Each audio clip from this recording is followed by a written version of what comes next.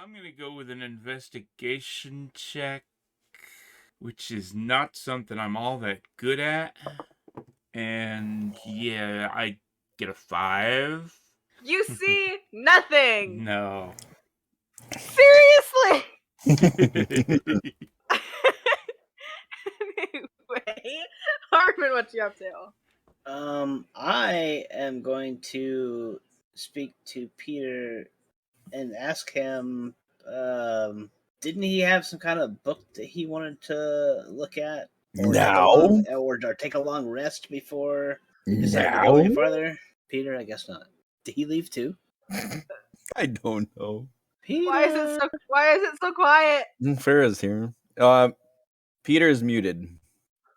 I see that. So how are you guys doing? Apparently he doesn't want to look at the book. Move ahead, Harmon. Well, Forward into the dragon's mouth. I am going to, let's see, 15, 16, That's what I should have put in 20. here. So should put a dragon in here. I would have preferred that. I'm going to do a cure wounds on myself. You are going to use all your magic up. Well, I'm under the guise that we're going to do a long rest before we fight this thing, because that's what we talked about before we started. There's no safe place around here to do that. Still, I'm going to cure wounds myself. And I get 5 points back. 1, 2, 3, 4, 5. You were only down 6. I don't care. I haven't moved yet. That was my action. I will move here. And can I do another perception check? I will say yes, you can. Right. And that's gonna be plus 3, so 13. Finally! As you look around this room, you look along the walls, and as you you begin to look up right above your head on the wall above the door, there is this ginormous spider just kind of like standing on. He's up on the wall, but that's how big it is. He's kind of like still on the wall, and he is looking directly at you. I'm glad I can't see it. Oh, guys, we have a problem. Giant arachnid directly above my head. And legs. I've got a bonus action left. That's about all I have left. I'm gonna say the perception was your bonus action. Okay, all right. Morden, you haven't seen you so far. You've only heard about the problem. You haven't seen this thing. No. I will move it. Harmon said it was above his head, so I'm gonna get just inside and time out. Square. Timeout square. There we go. And I will look up to see this creature. Make a perception with advantage. Oh, thank you. Oh wow! It changed from a 7 to a 10. You see this giant thing with its like large red eyes staring down at you. Well, if that's the case, I'm going to use my bonus action to cast Hail of Thorns. All right. Is it a roll to hit or a sucker save? No, it's a spell that would affect a later projectile. Okay. And then I'm going to move back a little bit. All right. So I'm not directly underneath of it. All right. I mean, you still kind of are, but I am, but I'm not. I can't see it, so I'm happy. Fair enough. All right. Then it's Wolf, but he's in the timeout square. That's my favorite place now. Can I join him? No. So Spider's turn. He's gonna kind of go over here and kind of land on the ground over here, or kind of like right in front of Peter. And he is going to do a bite attack.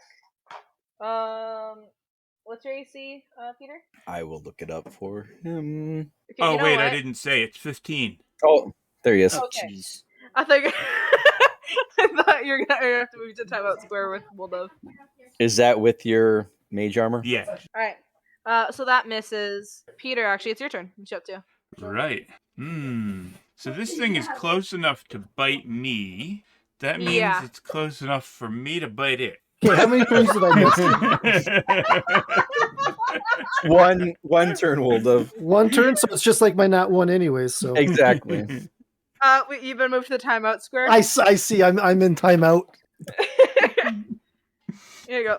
I'm gonna. Okay, I can move around this thing, so I'm gonna take my maximum movement that I can while staying next to it and get over here somewhere. All right. And yeah, I don't have my second blade on me, so I'm gonna try to hit it with a ray of frost, Roll the hit. and that is a 17. Nice. That hits. Roll your damage. If we've Damage is a 1d8 4. It's gonna take Alright. a while. So it is slow. It's slowed by 10 feet for the next round, and it took 4 points of cold damage. All right. Harmon, what you up to next? if we flank this thing, do we all attack with advantage? I will say if you guys do flank it, then that will give you guys advantage. Okay. Yeah, I can only look at one of us at a time. It Yeah, does have a lot of that's eyes. True. Yeah, but they're all in the front of its head. Well, then I'm going to. I'd also like to make you guys aware that there is like a faint layer of webs on throughout the entire ground. It's just the webs that are shown on there that are more difficult terrain. Okay. So can I dash to here and flank him? I will say yes. Okay. Well, now that we're flanked, I'm gonna use my bonus. Wait, does dash take up a bonus action? It takes Dash us- shakes up an action. Just an action. Okay. Well, as a bonus action, I will go ahead and strike with the axe that's in my hand, and I'll go ahead and roll with advantage. Is that a bonus? Is that a bonus action? My bonus action says, bonus action, two weapon fighting. So I have my rapier in Oh, one hand, and my that- stone axe in my other hand. But That's only if you attack with one weapon first. Really? yeah, Yeah, it's 2-weapon fighting. Oh, okay. Well Yeah, then, so I it guess gets I'm you a just gonna- second attack, I guess. I guess I'm just gonna stand here then. Twiddle your thumbs. you can't like taunt Distract it or it. Try to anything. distract Yeah. it. Yeah. I can press to digitate. I can thunderclap. No.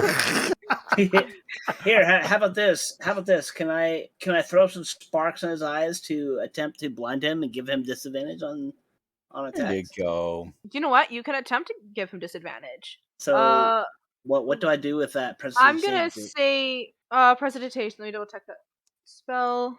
That is a hard word to spell. Mhm. Okay.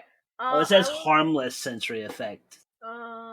But it'd still be a distraction. It would get it focused on you, maybe. Well, we don't want that. Well, no, I mean it'd be a distraction. Everybody else from now on would get the flanking, right? Because they wouldn't be they would always be focused or would be focused on Harmon.